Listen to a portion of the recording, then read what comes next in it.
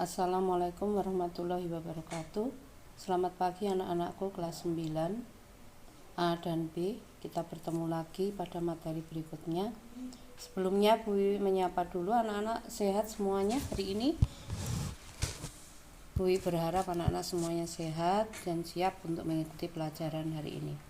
Anak-anak, kalian membuka tentang materi interaktif atau belajar interaktif pada hari ini.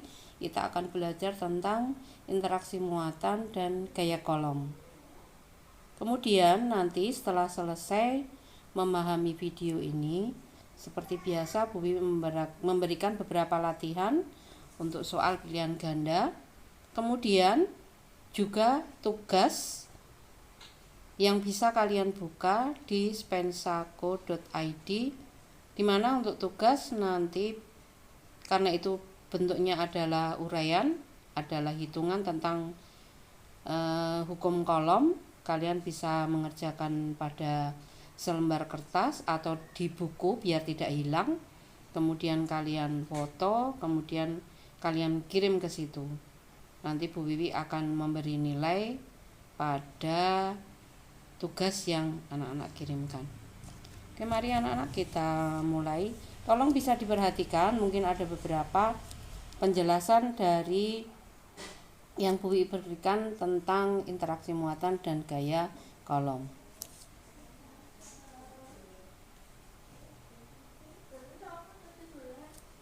Kita belajar tentang listrik statis. Listrik statis atau dikatakan sebagai listrik tidak mengalir. Sebelumnya kita memahami dulu pengertian atom. Atom adalah bagian terkecil dari zat yang tidak dapat dibagi-bagi lagi dengan reaksi kimia biasa. Tapi dengan reaksi kimia yang lebih lanjut atau lebih tinggi lagi, maka atom itu dapat dibagi-bagi.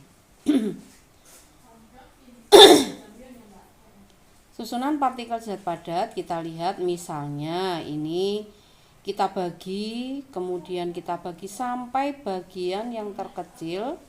Satu partikel yang paling kecil yang kita sebut atom. Anak-anak, atom terdiri dari neutron, elektron, dan proton. Atau dengan kata lain bahwa di dalam inti atom itu ada neutron atau partikel yang netral, kemudian ada proton yang bermuatan positif, dan pada kulitnya ada elektron yang mengelilinginya yang bermuatan negatif.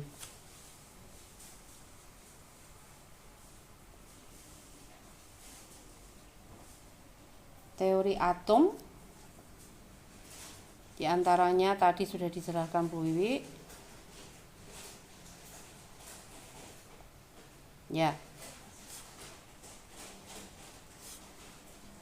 Yang terpenting ini juga untuk bisa dipahami nanti anak-anak kita akan mempelajari nanti lebih lanjut pada tentang partikel zat, yaitu tentang atom dan molekul. Jadi atom tadi terdiri dari proton dan neutron pada intinya, kemudian dikelilingi elektron pada kulitnya. Elektron dalam mengelilingi inti atom pada tingkat energi tertentu semakin jauh dari inti, energi elektronnya semakin kecil. Nah, sehingga atom itu karena sesuatu hal dapat menjadi bermuatan negatif atau bermuatan positif tergantung dari perpindahan elektronnya. Jadi kalau atom netral, jumlah proton sama dengan jumlah elektron.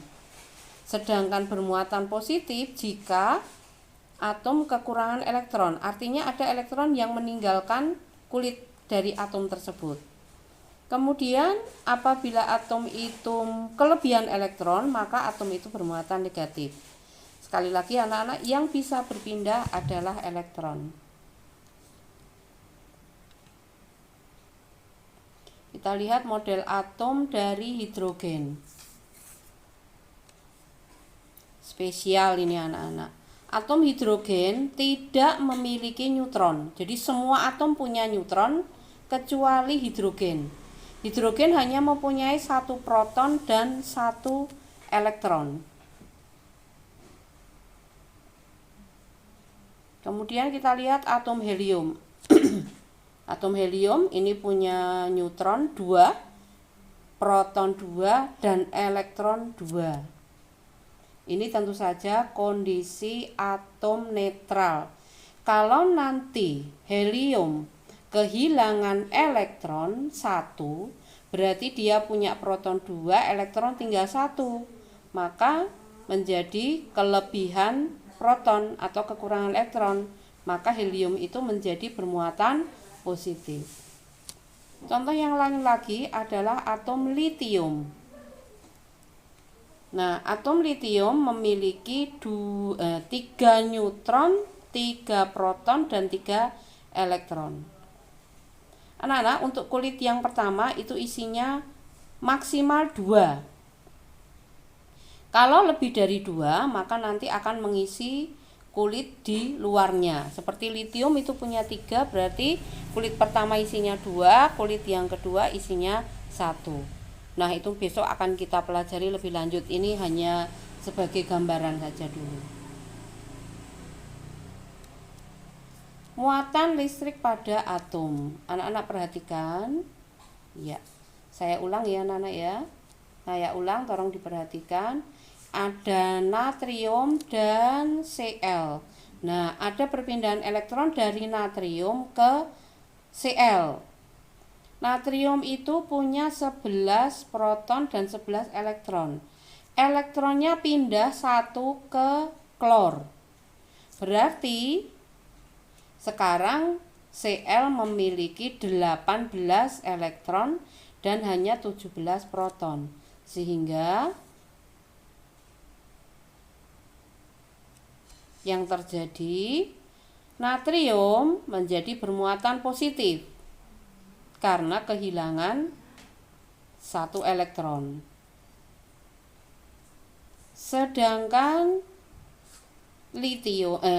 klor menerima elektron, maka klor sekarang kelebihan elektron. Jadi klor menjadi bermuatan negatif. Itu tidak selalu hanya 1 anak-anak elektron yang berpindah, tapi bisa lebih dari 1. Nah, sekarang cara memberi muatan pada benda.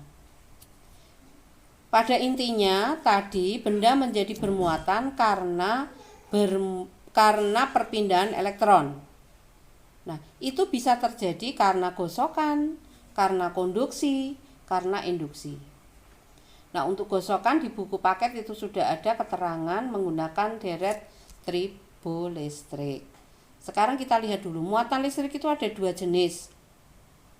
Jadi sudah disepakati para ahli, muatan listrik positif itu sejenis dengan benda yang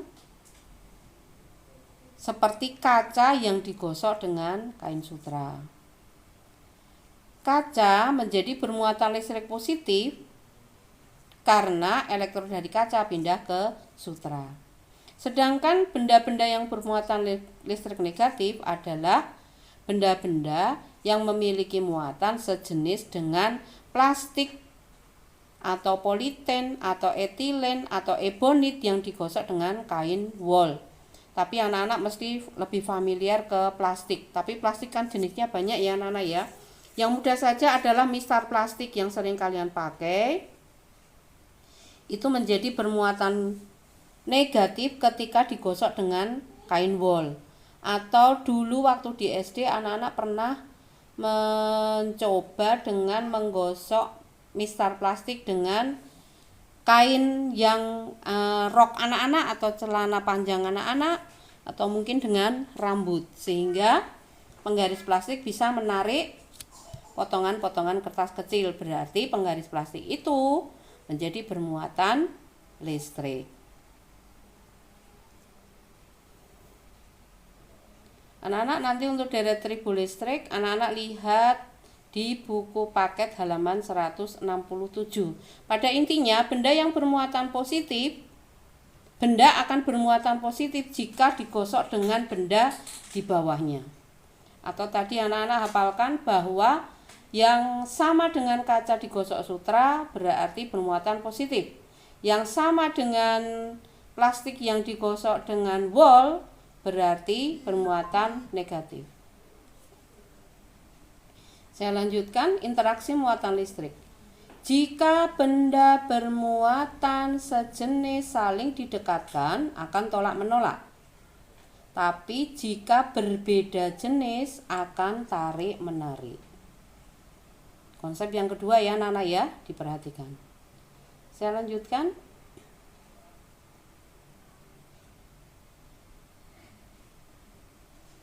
Ini contohnya. Tidak hanya kertas yang dipotong kecil anak-anak, benda yang kecil dan ringan. Intinya itu. Misalnya rambut, kemudian di sini bulu ayam yang kecil maksudnya. Kalau masih ada itu apa? Yang ukuran besar ya tidak dapat. Nah, ini anak-anak bisa mencoba seperti pada gambar dengan cara balon kamu gosok, nanti kemudian ditempelkan pada pintu, akan menempel. Nanti videonya akan berikan di slide yang lain.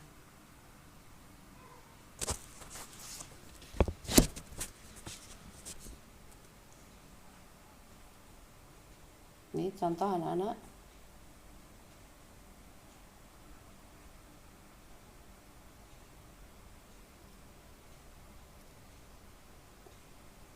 Plastik yang digosok kain wol, maka penggaris plastik menjadi bermuatan listrik negatif karena elektron kain wol pindah ke penggaris plastik. Sekarang kaca digosok dengan kain sutra, semula netral.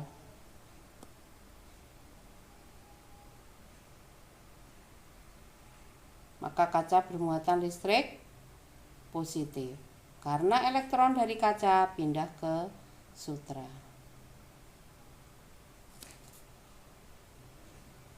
Kaca bermuatan positif didekati kaca bermuatan positif, maka dia akan menjauh atau ditolak. Seperti tadi anak-anak, muatan sejenis bila didekatkan saling tolak menolak.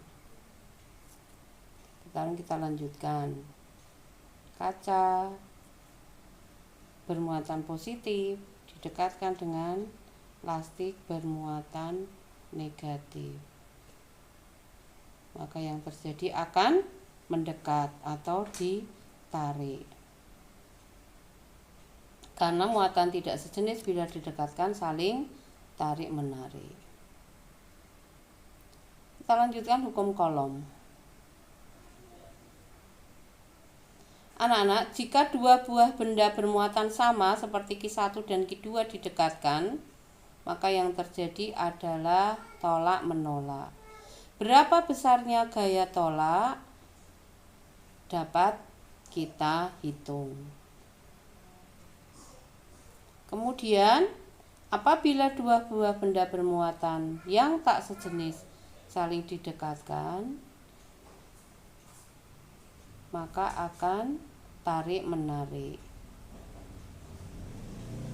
Berapa besarnya gaya tolak, berapa besarnya gaya tarik dapat dihitung dengan rumus F sama dengan K Q1 Q2 per R kuadrat. Maaf itu tidak tampak jelas ya anak-anak ya. Jadi besarnya gaya tarik menarik atau tolak menolak muatan sebanding dengan besarnya muatan masing-masing dan berbanding terbalik dengan kuadrat jarak antara kedua muatan. Ingat anak-anak, besarnya F, satuannya dalam Newton. F itu adalah gaya Coulomb atau force. Kemudian Q adalah muatan, satuannya Coulomb. Jarak satuannya dalam meter. K itu adalah ketetapan perbandingan atau bilangan tetap. Besarnya 9 kali 10 pangkat 9 Newton per meter persegi per kolom kuadrat. Ini ada contoh soal anak-anak. Itulah besarnya gaya tolak menolak yang dihasilkan dua buah benda yang bermuatan 2 kali 10 pangkat min 6 kolom dan 3 kali 10 pangkat min 9 kolom. Jika jarak kedua benda 3 cm. Anak-anak, satuan dalam rumus tadi, satuan jarak adalah meter. Maka karena itu cm, maka dijadikan meter. Kita pakai bilangan baku, berarti 3 kali 10 pangkat min 2 meter. Ini contoh cara mengerjakan. Jawabannya F sama dengan K1 Q2 per R kuadrat. F nya 9 kali 10 pangkat 9, Q1 nya 2 kali 10 pangkat min 6 Q1, kemudian Q2 nya 3 kali 10 pangkat min 9 per R kuadrat. R nya tadi 3 kali 10 pangkat min 2. Karena kuadrat maka saya tulis 2 kali. Anak-anak, untuk perhitungan bisa kalian coret itu 9 dengan yang di bawah ada 3 dengan 3, berarti habis atau 1. Kemudian 2 kali 3 berarti 6. Kemudian yang di atas 10 pangkat 9 dan 10 pangkat min 9 berarti 10 pangkat 0 atau 1. Masih ada 10 pangkat 6. Maaf itu ya, itu 10 pangkat min 6 ya anak-anak ya. Nanti dibetulkan. 10 pangkat min 2 kali 10 pangkat min 6. Nah, untuk yang di bawah atau penyebut itu 10 pangkat min 2 kali 10 pangkat min 2 bisa dinaikkan. Kalau dinaikkan berarti nilainya menjadi positif. Berarti 2 kali 3 6. Kemudian di atas tadi 10 pangkat min 6 kali 10 pangkat plus 2 dan plus 2. Berarti min 6 plus 2 plus 2. Berarti menjadi 10 pangkat min 2. Jadi hasilnya F sama dengan 6 kali 10 pangkat min 2 Newton. Saya kira sudah bisa dipahami anak-anak ya. Mudah ya. Kita lanjutkan. Sekarang kalau menghitung jarak. Berapa besarnya jarak dua muatan yang memiliki gaya tolak menolak sebesar 3,6 kali 10 pangkat min 4 Newton yang dihasilkan dua buah benda yang besar muatannya sama, yaitu 8 kali 10 pangkat min 4 kolom. Nah, ini cara mengerjakan. Tadi kan F sama dengan kaki 1 Q2 per R kuadrat. Yang sekarang yang mau dihitung R-nya pindah ke ruas kiri, berarti F-nya ke ruas kanan untuk membagi. Kita masukkan angkanya. 9 kali 10 pangkat 9 kali 8 kali 10 pangkat min 4 kali 8 kali 10 pangkat min 4 per gayanya tadi 3,6 kali 10 pangkat min 4. Kalau ada koma kan kita kesulitan anak-anak. Maka itu saya jadikan tidak koma. Tidak 3,6 tapi 36. Maka pangkatnya menjadi min 5. Nah, berarti 36 nanti bisa dicoret dengan 9. Berarti 36-nya itu 4 dicoret dengan 8, berarti 2. Berarti 2 kali 8, 16 ya anak-anak ya. 16. Kemudian itu 9 dikurangi 4 dikurangi 4, berarti min 1. Min 1 ya anak-anak ya. Min 1. Kemudian min 1, maaf. Kok min 1 plus 1 plus 1 kan itu min 4 berarti min 8 itu 9 dikurangi 8 berarti plus 1 plus 1 ini yang 10 pangkat min 5 naik, kalau naik berarti menjadi plus 5, berarti 16 kali 10 pangkat 6, tapi itu R kuadrat, berarti R adalah akar dari 16 kali 10 pangkat 6. Akar 16 adalah 4, akar 10 pangkat 6 adalah 10 pangkat 3. Kalau bilangan berpangkat, kalau di akar berarti pangkatnya dibagi 2. Cukup jelas ya anak-anak ya, saya lanjutkan. Sekarang misalnya seperti ini bentuk soalnya. Besarnya gaya tolak yang dihasilkan sebesar F. Bila jarak kedua benda bermuatan 3 cm, kemudian jaraknya diubah menjadi 12 cm. Hitunglah besarnya gaya tolak yang dihasilkan sekarang. Nah, jarak sekarang 12 cm, jarak semula 3 cm. Berarti jarak yang kedua atau R2 itu adalah 4 kali R1. Anak-anak tidak usah mencari pakai K berapa, Q1 berapa, Q2 berapa, karena kita tidak tahu berapa. Nah, yang kita ubah adalah R-nya. Nah, atas saja kasih angka 1, karena R letaknya di bawah, maka tadi R2-nya kan 4 kali R1. Nah, maka di sini 4, tapi R kan nilainya kuadrat, anak-anak. Berarti 4 kuadrat. Berarti 1/4 kuadrat atau 1/16. Nah, yang di belakang kaki 1 Q2 per R kuadrat itu adalah F atau F1. Berarti F2-nya sekarang adalah 1/16 F1. Nanti kalau diketahui F1-nya berapa, ya tinggal dikalikan angkanya. Nah, tapi anak-anak kalau nanti yang diubah adalah Q, berarti letaknya ada di Q itu atau di atas. Angka satunya diganti berapa perubahannya. Misalnya ini. Jika jarak diperbesar 3 kali semula, jarak kedua muatan dan kedua muatan masing-masing diperbesar menjadi 6 kali semula. Masing-masing diperbesar menjadi 6 kali semula. Berapa besarnya gaya tarik-menarik kedua muatan? Sama dengan tadi. Berarti tadi kan muatannya dijadikan 2 kali, 6 kali. Muatan pertama dan muatan kedua, berarti 6 kali 6. Jaraknya menjadi 3 kali. Jarak kuadrat, jangan lupa anak-anak, berarti 3 kuadrat. Berarti 6 kali 6 dibagi 9, 36 dibagi 9 berarti 4. Berarti F2-nya 4F1. Saya kira tidak ada kesulitan. Kita lanjutkan materi berikutnya tentang medan listrik. Medan listrik adalah ruangan di sekitar muatan listrik yang masih dipengaruhi oleh gaya listrik. Jadi ini kalau ada suatu benda Q bermuatan, kemudian ada Q kecil itu bermuatan, didekatkan dan nanti akan ditolak atau akan ditarik. Berapa besarnya tolak dan berapa besarnya gaya tarik bisa diukur dengan alat pengukur besarnya gaya tolak atau gaya tarik, itu namanya neraca puntir. Kalau hukum Coulomb itu untuk menghitung berapa besarnya gaya. Ini anak-anak, berarti kalau ditolak dia akan menjauh. Nah, berapa besarnya gaya itu bisa dihitung.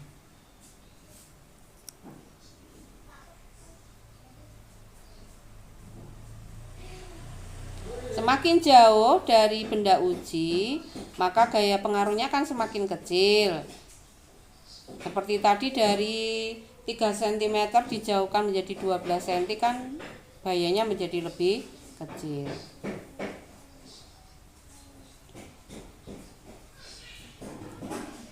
Medan listrik digambarkan sebagai garis-garis gaya listrik. Kita lihat anak-anak. Kalau positif arahnya keluar atau meninggalkan muatan. Sedangkan kalau negatif arahnya menuju ke muatan. Ingat-ingat.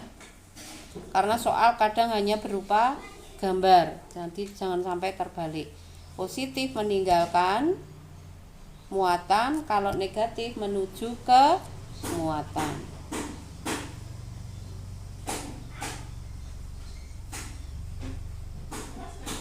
Sehingga bisa digambarkan seperti ini. Positif didekatkan negatif.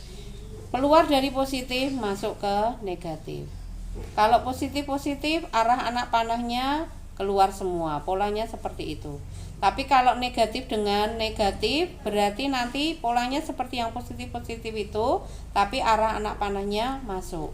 Sedangkan ini kalau bentuknya seperti ini, maka dari positif masuk ke negatif kalau berupa batang yang lurus.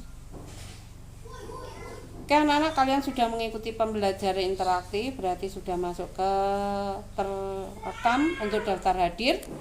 Sekarang anak-anak bisa kerjakan tugas.